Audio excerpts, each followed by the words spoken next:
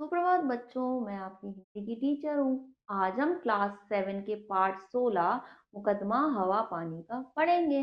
बच्चों, पाठ की शुरुआत करने से पहले मैं आपको बता दूं इस पाठ में हम क्या पढ़ने वाले हैं। दरअसल बच्चों, पेड़ पौधे, हवा, पानी, ये सब क्या है हमारे लिए जो है बहुत ही उपयोगी हैं। लेकिन क्या अपनी सुख सुविधाओं के कारण उसके चलते मनुष्य इनका दुरुपयोग कर रहा है, इनको नुकसान पहुंचा रहा है। इनके साथ मनुष्य किस किस तरह की जो है नुकसान पहुंचाने के काम कर रहा है, उस तरह की जो शिकायतें हैं वो इसमें बताई गई हैं।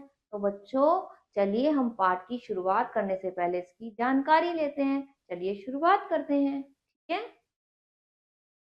जल, वायु, वन, नदी, झरने, पेड़ पौधे हमारे प्राकृतिक संसाधन हैं जो प्रकृति द्वारा हमें उपहार स्वरूप दिए गए हैं।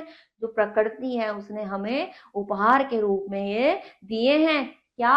नदी, जो है वायु हो गया, जल हो गया, झरने हो गए, पेड़ पौधे, है ना, ये सब जो है प्रकृति ने हमें उपहार के रूप में दिए हैं, ठीक है।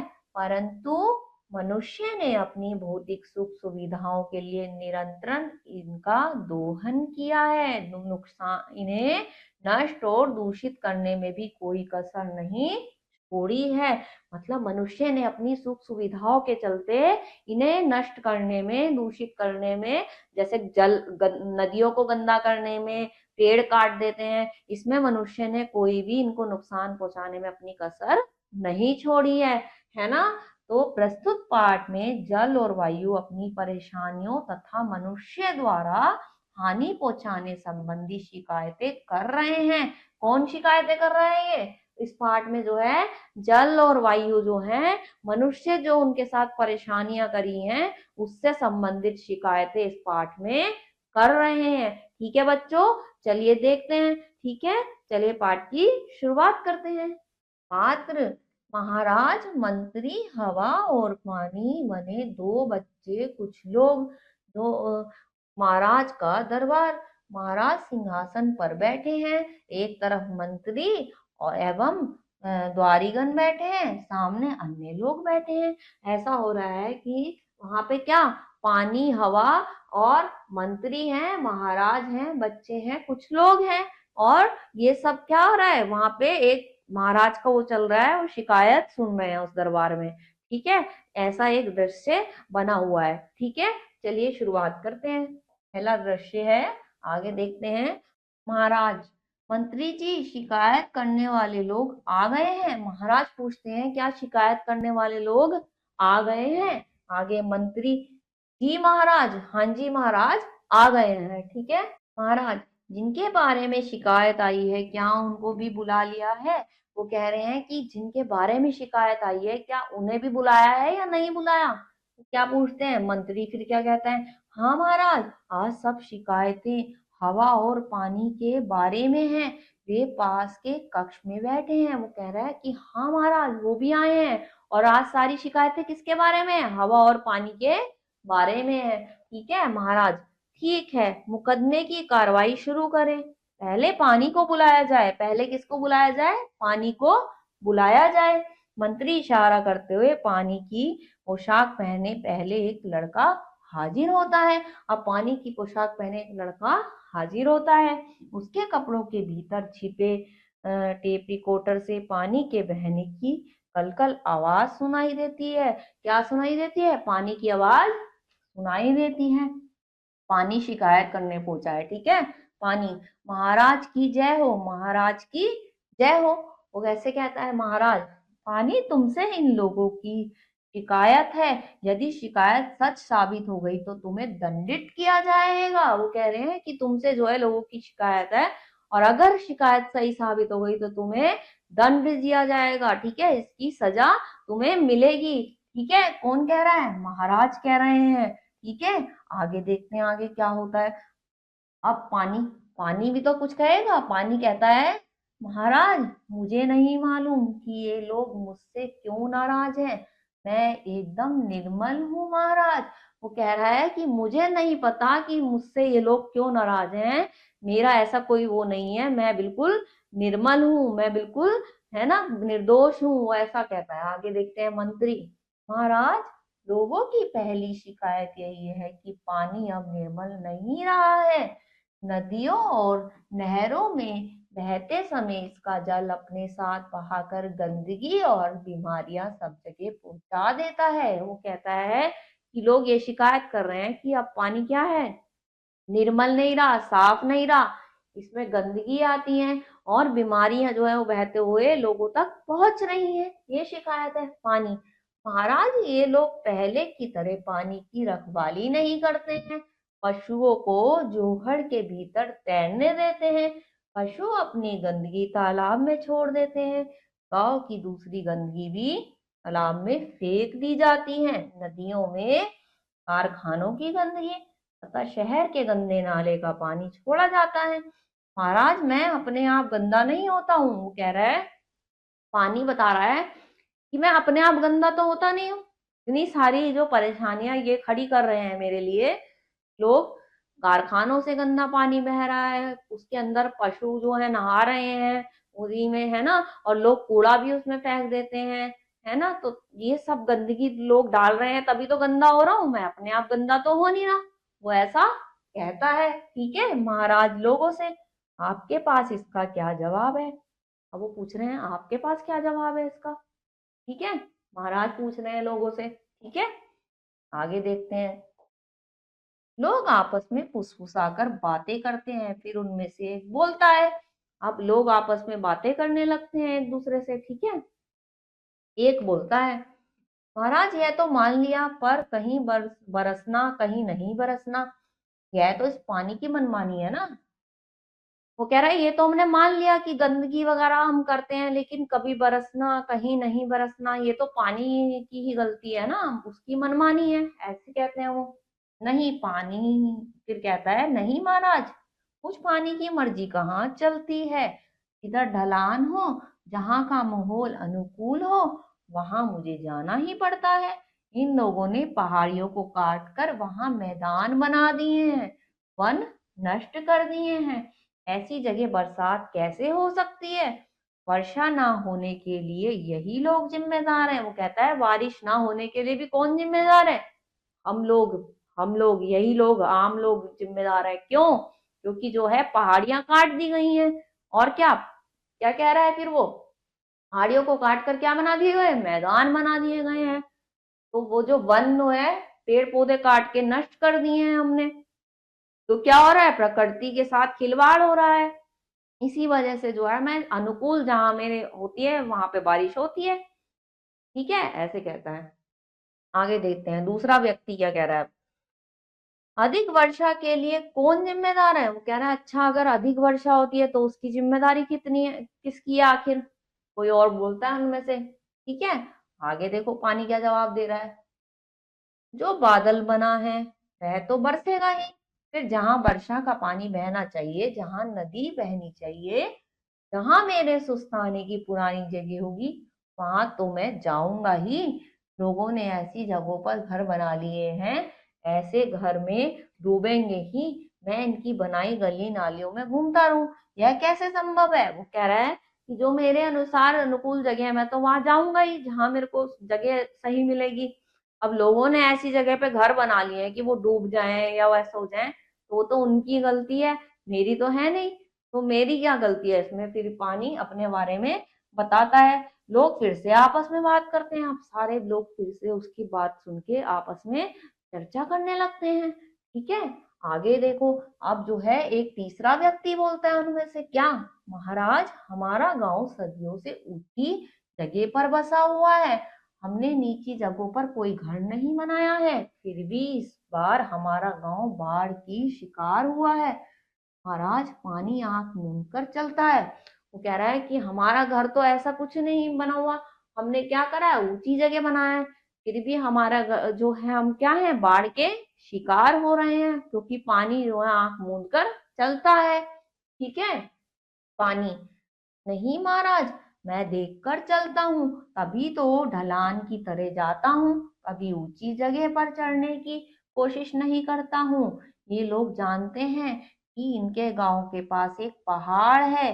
पहले उस पर बहुत से वृक्ष होते थे। पहले उस पे क्या होते थे? उस पहाड़ पे बहुत सारे पेड़ होते थे। लेकिन क्या हुआ? आगे बताओ, आगे क्या कह रहा है? पहाड़ से उतरते समय मैं वृक्षों के बीच में से होकर आता था और सीधे पानी के रास्ते यानी नदे नाले में रहता था। अब लोगों ने पहाड़ से वृक्ष साफ कर दिए हैं यानी काट दिए हैं। ठीक है, मैं यहाँ से उतरता नहीं हूँ बल्कि लुढ़कता हुआ नीचे आता हूँ। मुझे खुद पता नहीं चलता कि नीचे मैं कहाँ गिरूंगा। अब वो जो है पानी बताता है कि ये मेरी गलती तो है नहीं, लोगों ने पेड़ ही काट दिए जहां से मैं बहता हुआ सीधा नदियों में जाता था। लेकिन उन्होंने क्या करा? वो रास्ता ही हटा दिया। अब मुझे खुद नहीं पता कि मैं कहाँ गिरूंगा, इसमें मेरी क्या गलती है? ठीक है महाराज, और कोई शिकायत? कोई नहीं बोलता। महाराज कहते हैं और किसी की कोई शिकायत है तो बताओ। फिर कोई नहीं बोलता है। ठीक है महाराज, तुम लोगों की चुप्पी इस बात की गवाह है कि तुम सभी ने इन कारणों को मान लिया। तुम्हारा भला इसी में है कि अपनी गलतियां सुधारो और पानी को निर्मल तथा उपयोगी रहने दो। महाराज क्या कहता है कि तुम सब चुप हो गए हो, इसका मतलब यह है तुम लोगों ने अपनी गलती, अपनी भूल मान ली है और अब इन्हें सुधारो। ठीक है, तभी जो है पानी भी सही से काम करने लगेगा, है ना? तो वो महाराज उनसे ऐसा कहते हैं। अब आगे देखते हैं क्या होता है दूसरे दृश्य में। दूसरा दृश्य आ रहा है। ठीक है, दूसरा दृश्य, इसमें क्या होता है? वैसे ही दरबार इस बार पानी की जगह हवा है। दरबार में पानी की जगह क्या हो रही है? अब हवा की शिकायत हो रही है। ठीक है, हवा बनी लड़की के कपड़े लहर रहे हैं। पर्दे के पीछे रखे पंखे की हवा से साय साय की हल्की आवाज है। अब जो है एक लड़की के रूप में जो हवा है, अब हवा की शिकायत हो रही है। देखते हैं महाराज, मंत्री जी, हवा के प्रति लोगों की क्या शिकायतें हैं? महाराज पूछ रहे हैं हवा के लिए बताओ क्या शिकायतें हैं। ठीक है, एक आदमी आगे आता है। अब एक आदमी उनमें से आगे आता है, वो कहता है महाराज की जय हो। महाराज, आजकल हवा में खुशबू नहीं होती, यह हर समय वहां बदबू फैलाती है। कह रहे हैं हर समय ये बदबू फैलाती है, अब हवा की खुशबू नहीं होती। हवा, महाराज यह आरोप झूठा है, बदबू के कारण तो मेरा जीना कठिन हो गया है। अपने आप में मेरे पास ना ही खुशबू है ना बदबू। पहले ऐसा नहीं होता था, पर आजकल ये लोग मरे हुए पशु पक्षियों को यहाँ वहां डाल देते हैं। उनके कारण मैं बदबू भरी हो जाती हूँ। इनके कारखानों से निकलने वाली गंदगी कैसे मुझ में घुल जाती हैं और यह बदबू दूर तक फैलती रहती है। वो कह रही है कि इसमें मेरा क्या दोष है भाई? ये मरे हुए पशु पक्षी भी कहीं भी ऐसी फेंक देते हैं, गंदगी कहीं कर देते हैं, कारखानों से निकलने वाला गंद भी कहीं भी ऐसे ही हो जाता है खुले में, तो इसमें मेरी क्या गलती है? इसीलिए मैं खुद भी बदबू महसूस करती हूँ, मैं भी परेशान हूँ इससे, तो है ना? ऐसे कहती है। आगे फिर क्या कह रही है हवा? मुझे याद है कि एक बार भोपाल के एक कारखाने से निकली जहरीली गैस मुझ पर सवार होकर दूर दूर तक फैल गई थी और कितने ही लोग मौत के मुंह चले गए थे। इन लोगों से कहिए कि ये गंदगी के ढेर ना लगाएं, सफाई रखें। कह रही है कि इन लोगों से कहो कि ये सफाई रखें, गंदगी के ढेर ना लगाएं। ठीक है ना बच्चों? आगे देखते हैं। अब आदमी वो क्या कहता है? लेकिन तुम अचानक चलकर हमारी आंखों में मिट्टी डाल देती हो, सब कुछ तबाह कर देती हो, क्या इसका हमने तुम्हें न्योता दिया है? वो कहता है तुम अचानक से धूल मिट्टी हमारी आंखों में डाल देती हो, क्या इसके लिए भी हमने ही जिम्मेदार हैं? ऐसे कहता है वो। हवा, चलना मेरा काम है, आप कहते हो तो लो, मैंने चलना बंद कर दिया। हवा का चलना बंद हो जाता है, सभी घुटन महसूस करते हैं। अब वो हवा चलनी बंद हो जाती है, सभी को घुटन होने लगती है। ठीक है मंत्री, अरे हवा रानी नाराज मत हो, धीरे धीरे तो चलो, सांस लेना मुश्किल हो रहा है। वो कहती है, कहता है मंत्री कि सांस लेना मुश्किल हो रहा है, धीरे धीरे तो चलो, नाराज मत हो। ठीक है, आगे देखो महाराज, हवा के बारे में और कोई शिकायत? हवा के बारे में कोई किसी की शिकायत है? ठीक है। औरत, महाराज हम अपने घर साफ सुथरे रखते हैं, पर हवा आंधी बनकर आती है और हमारे घर रेत कूड़े से भर देती है। हवा तो बहे पर आंधी क्यों? वो कह रही है कि हवा तो बहे लेकिन आंधी क्यों आती है? उससे हमारे घर में रेत कूड़ा भर जाता है। अब वो महिला कह रही है, आगे देखते हैं उस औरत का जवाब क्या देते हैं वो हवा। महाराज, आंधी से इनका मतलब मेरे तेज चलने से है। वैसे तो मैं हर समय बहती हूँ, पर जिस तरह आपको गर्मी लगती है तो आप पंखा चलाकर मेरी गति बढ़ा देते हैं, उसी तरह जहां भी हवा कम होती है मैं तेजी से वहां जाती हूँ। जब मैं तेजी से चलती हूँ तो रेत, मिट्टी, कूड़ा आदि जो भी हल्की चीजें मेरे रास्ते में होती है मेरे साथ उड़ने लगती हैं। वो कह रही है कि जब मैं तेजी से चलती हूँ तो क्या होता है, जो भी ऐसी चीजें होती है वो मेरे साथ उड़ने लगती हैं। ठीक है ना। ये अपने, अब जो आगे क्या हो रहा है, आगे कह रहा है ये अपने घर और दुकान साफ करके कूड़ा घर के आसपास फेंक देते हैं। कहते हैं ना, आसपास क्या करते हैं, गली में या सड़क पर डाल देते हैं। ये लोग क्या करते हैं, अपने घर और उसको साफ करके कूड़ा ऐसे ही गली में फेंक देते हैं। तो इसमें तो इनकी गलती है, वो कूड़ा उड़ के तभी तो आ रहा है जो कि इन्होंने फेंका है।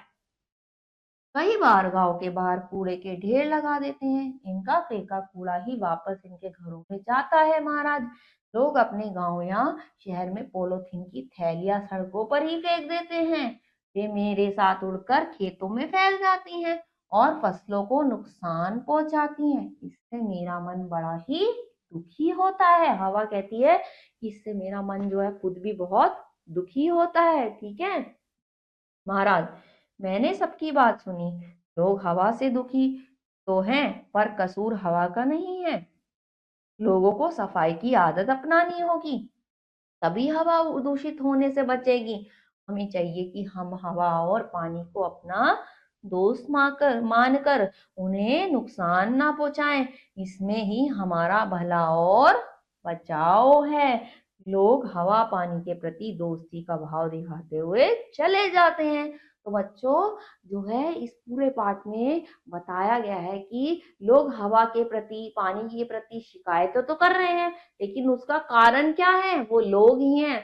हम लोग पानी और हवा को खुद गंदा कर रहे हैं, इसीलिए वो गंदे हो रहे हैं। अगर हम कूड़ा जो है कूड़ेदान में डालें तो क्या होगा, गंदगी नहीं फैलेगी, है ना। है ना। तो जो है हम जो है पेड़ काटते जा रहे हैं। पेड़ काटने से क्या हो रहा है, जगह जगह ऐसी स्थिति बनती जा रही है कि कहीं बरसात होती है, कहीं नहीं होती है, और कहीं बाढ़ जैसी स्थिति भी आ जाती है। ठीक है। प्रकृति के साथ हम लोग खुद ही खिलवाड़ कर रहे हैं। ऐसा ही महाराज ने लोगों को भी समझाया कि हमारी भी जिम्मेदारी है, हम अपने आप में सुधार करें, तभी हवा पानी जो है वो स्वच्छ होंगे। ठीक है ना।